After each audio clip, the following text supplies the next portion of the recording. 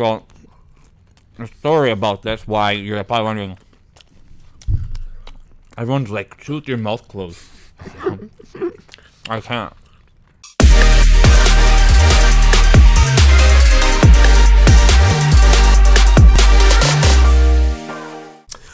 What's going on, guys? It is episode number 9 of the Content Creators Podcast. It's Dominic right here, Peter right here, Pizza right here, And we have pizza. Yeah, Peter, it was your uncle that made the pizza? My nono Mike. Oh, your nono Mike made the pizza, like... Nono Mike, if you're watching this, we're sorry we didn't keep the pizzeria alive, but you gotta do what you gotta do. I'm gonna muck on this right now. Go, I'm getting right at the beginning of the episode. So he came to the shop? He came to the shop. Ooh. He brought us 2 of them. We're supposed to be fasting. Well, people... I did a 24-hour fast. And now you're killing it.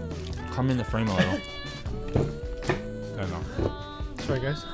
So, he came to the shop today, brought 2 of them off, and as I was coming in, oh, I brought you 2 pizzas. I'm like, okay. I'm like, I can't eat. I'm fasting for 24 hours. How do you tell an 86-year-old man that you're fasting for 24 hours? He'll fucking give you a nice little scaff across the face. Not only an 86-year-old man, an Italian 86-year-old Italian. That's like the cherry on top. You can have an old man, and then you can have an old Italian man. The tables have turned. He's gonna tell you to eat. There's a story about this, why you're probably wondering. Everyone's like, chew with your mouth closed. I can't. I don't know how long we started this. I'll put a timer on right now. Yeah. Guys, So, we're gonna try to keep this at 20 minutes. my grandfather owned a restaurant, a pizzeria, back in the day, and a hall. And he's kind of pissed because my dad didn't take over, but my dad didn't want to. You know what the best part is? We're eating it even though we know we have to record this. It's very salty. Here we are today, eating his pizza. Yeah. A little salty, still not as good as it used to be, but Good enough. it worked. I'm breaking my I know it dieting hurts, fist. eh?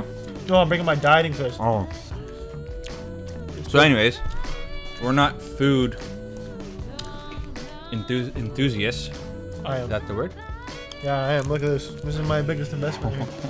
Oh. We are just eating pizza and talking about camera gear. Yeah, I'm gonna Can't get better. take a little break. I'm not. I know you're not. So, guys, today we're gonna talk about you.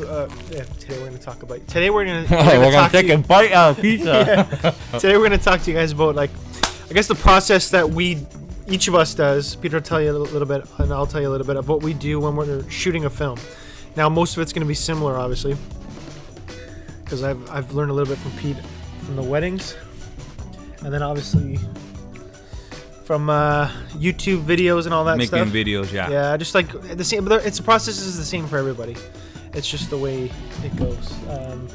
So, Pete, why don't you tell people what you do after you're done your pizza? Sorry, I was just like daydreaming there on how good the pizza was. I'm already thinking about the next bite. So we're gonna talk about like how we plan the shoot. Yeah. So We're not even playing, like what we do in the whole process from start to beginning. So the way I try to set up a shoot from start to finish is where I get my motivation and inspiration from is other people. YouTube. I'm always on YouTube. If like I probably spend like maybe 2, 3 hours, 4 hours a day just looking up other people's movies, how they shoot, how they start their videos, why they chose this shot. You know, like, I unfortunately don't get to ask these people these questions, but I'm just asking my mind or my head, and I kind of just give myself an answer, and I probably do the opposite, like, oh, I would have done this. But the way I try to start is coming up with an idea and just basically thinking of movies that I watch on YouTube and just thinking of how I can change it into my perspective and basically just go from there. Like, we're shooting a little mini documentary short film in Toronto about a boxer who is diabetic. He's a cancer survivor, and he's into the boxing industry, and he boxes. He does actual fights, I guess the word you would say, boxing matches. It's like legit? Yeah, he's legit. He's an actual. He actually has quite a bit of He's got a huge following on Instagram. Oh, nice. Actually, I'll get his Instagram right now. So for those people that want to check him out, Brazil. I'm on my last few bites, guys. The Brazil. So his Instagram is the Brazilian Bomber. Can't see from there. He's got 41.6 thousand. He's a pro boxer, type 1 diabetic, cancer survivor. So my buddy Andre's like, yo, this would be a sick idea for a little documentary short film type of thing, you know, and how he, you know, from basically start to finish, like a day in the life type of thing. And then I just go in my head like, oh, you know, like basically get him in the morning, waking up, you know, get him prepping breakfast or whatever he does, you know, maybe doing a little workout in between, his whole day, and then what he has to do prior to working out. I'm sure there might be a few little steps he might have to do because he's diabetic. I'm not 100% sure. And that's what this documentary is basically going to be on how he preps himself, being a type 1 diabetic and plus being a cancer survivor, and just giving him that motive into being a boxer. And we're kind of just have to piece it together, basically kind of I don't know, it's kind of hard, you know. We got to put it together on what you guys would want to see, and that's our job as a DP, producer, director, videographer, editor, whatever you want to call yourself.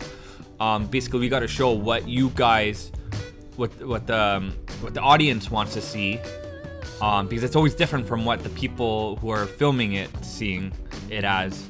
It's a little different. But yeah, so I would say YouTube, others, social media content where people post, having a lot of friends over the social media who are in the same industry, seeing how they shoot, and, you know, just messaging them and being like, oh, you know, like, you know, your shutter speed, this, that, you know, different things in the camera can make cool effects, can make your films look a little bit better, stuff like that.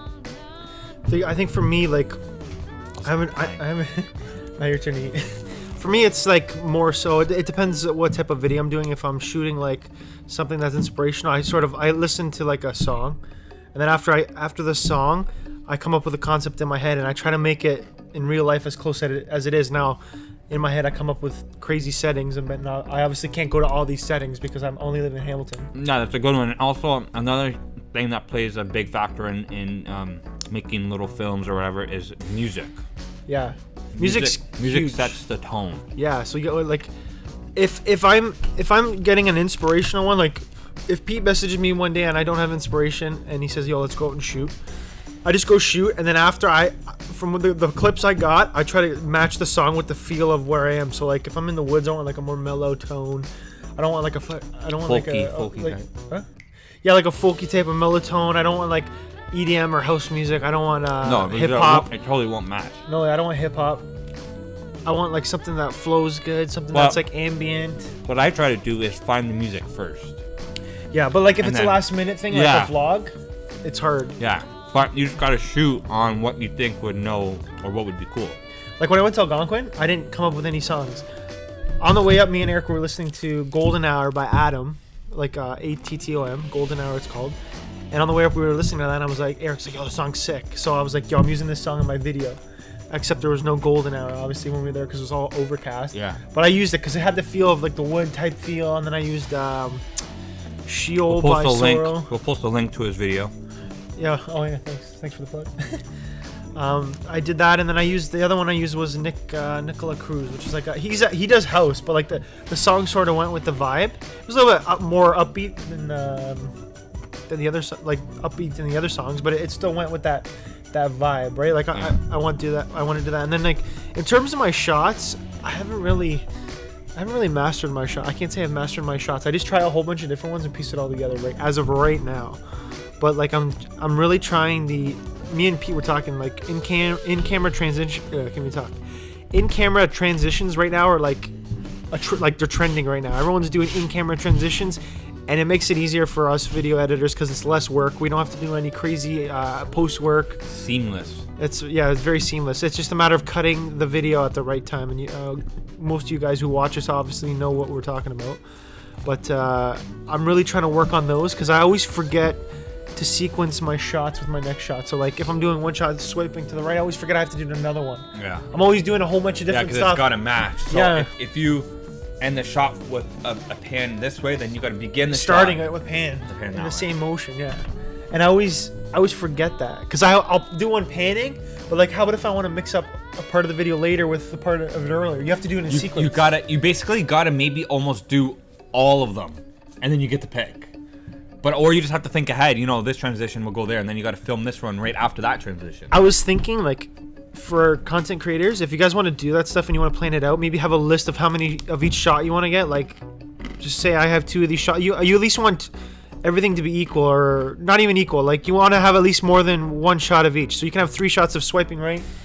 You know what I One mean? guy in the area who masters this is ready. 3, 2, 1. Jesse Driftwood. Everybody knows who this guy is. He's like the master of the stories. Jesse, if you're watching, Shout out. You're an inspiration. you're the transition guy. Transition king. I don't know how he does it, man. Did you watch that HP one he just did? That commercial? He posted it on his story. It was like... Oh, I did. I'm like, how did he do that? It was perfect. No, like... Your eyes rolled back. I was like, it was perfect. That was... like, he probably did it many times, but like...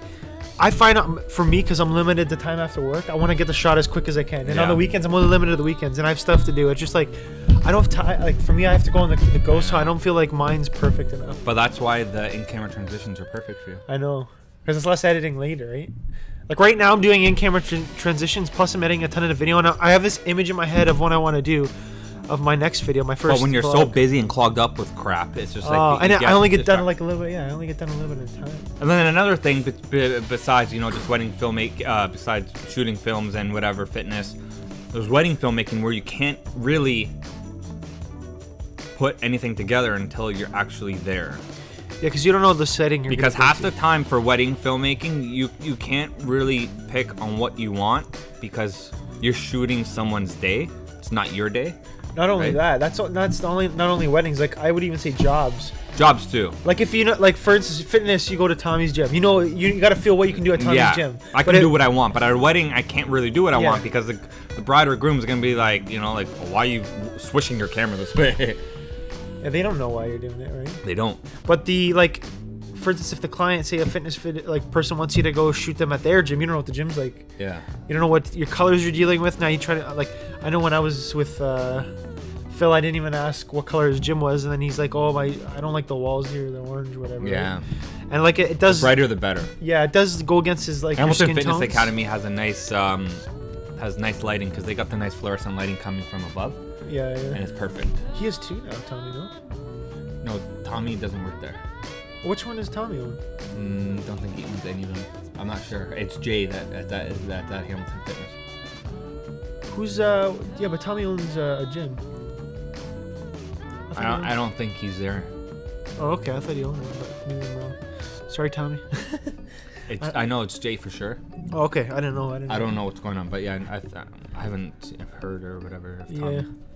But like, I don't know. Like, going into paid jobs, it's hard because you don't know the setting you're dealing with. And going on an inspiration thing where you're just doing your own thing and you want to come up with stuff, I think it's a little easier because you have a vision in your head. The hard part is making your vision come to life. Yeah. If you don't that's the hard part. Like I have so many songs that I visualize Dundas when we were in Dundas Valley. I have so many songs in my head, but I can only do so many videos, and I need female models, like young female models.